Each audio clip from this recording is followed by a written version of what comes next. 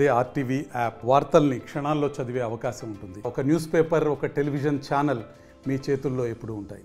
మంగళగిరి పట్టణ వ్యాపార సంఘాలు, అలాగే ఆర్యవైశ్య సంఘాలు, ఆర్యవైశ్య మహిళా సంఘాల తరఫున ఈ కార్యక్రమం చేయడం జరుగుతుంది.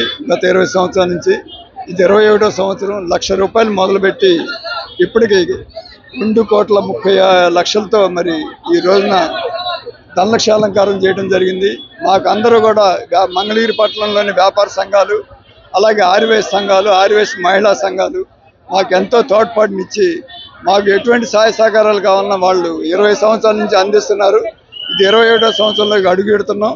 మరి ఈ రోజున అందరి సహకారంతో ₹2,30,00,000 ఇంతటి కార్యక్రమాన్ని జయప్రదం చేసినందుకు మంగళగిరి తరఫున, మా మంగళగిరి తెలుగుదేశం పార్టీ తరఫున ధన్యవాదాలు తెలుపుకున్నాం.